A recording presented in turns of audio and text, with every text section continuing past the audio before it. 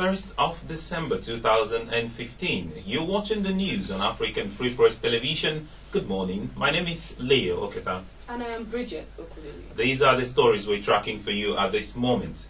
The Nigerian army said it arrested several Boko Haram members fleeing the battlefield in Borno State yesterday in Lagos. The General Officer commanding 81 Division, Major General Isidore Edet, also revealed that over 15 pipeline vandals have been arrested in the Ikorodu and Arepo areas of Lagos. The GOC spoke to newsmen shortly after decorating 12 newly promoted officers attached to the division. General Edet said the arrested Boko Haram members were among those fleeing the battlefield in Borno, Adamawa and Yobe states and were fleeing down south to continue their nefarious activities.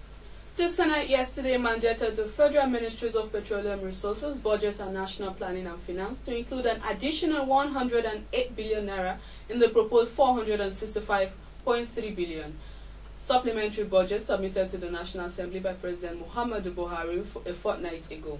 The 108 billion naira would be used to settle subsidy claims for October to December 2015. This is besides the 413 billion naira sent to the upper house to pay marketers.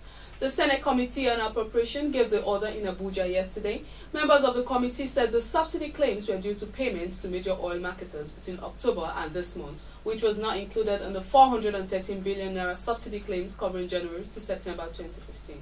And now in South Bayelsa State Police Command have confirmed the arrest of 4 young men for trailing the convoy of former President Goodluck Jonathan after attending a mega rally and presentation of flag to Governor Henry Seriak Dixon at the Samson Siasia Sports Complex at the weekend.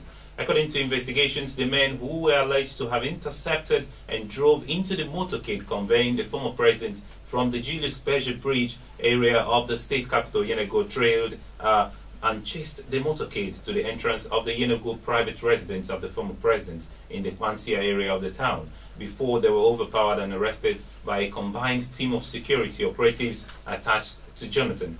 Police, in a statement issued yesterday through its spokesman, Asimin Putsworth, confirmed the arrest, but they say were not militants. The former Nigerian Minister for Petroleum, Mrs. Diezani Alison Madweke, has debunked allegations that she wasn't in good terms with the former First Lady, Dame Patience Jonathan. She made this disclosure while bearing in mind in an interview with the CEO of Ovation magazine and the Boss newspaper, Mr. Dele Momodi, in London.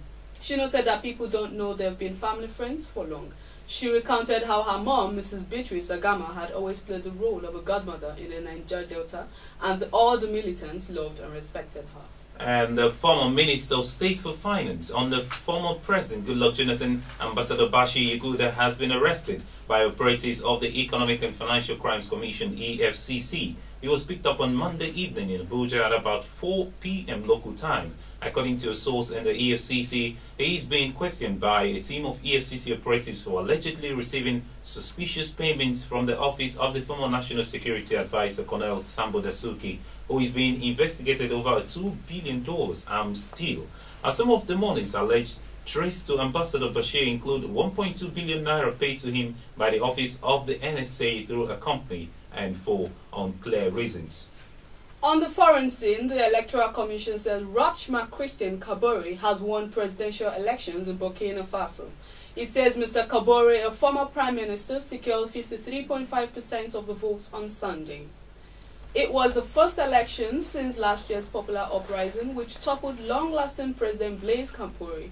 The vote was due to have been held last month, but was delayed by a failed coup in September led by members of the elite presidential guard.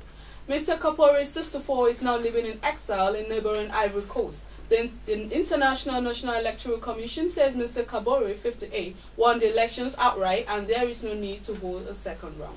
And now over to sports. Nigerian and Watford star Odion Ighalo has praised his wife as the brain behind his success on the pitch after he netted his 8th goal of the season over the weekend. Odion Ighalo scored his 8th goal of the season for Watford in Saturday's 3-2 victory over Aston Villa. As the ball hits the inside of the net, Ighalo turned with hands up and fingers pointed towards the heavens in acknowledgement of the divine in his now familiar celebration style. However, what the 26-year-old has never spoken about until now is the impact of a settled homestead as the reason for his success.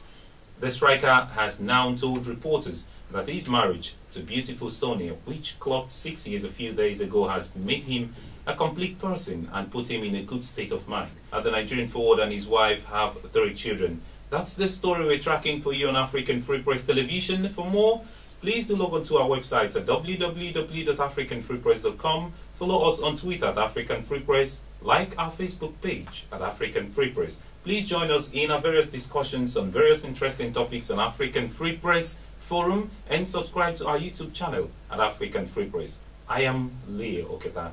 I'm Bridget Okudili. Thanks for watching. Bye-bye.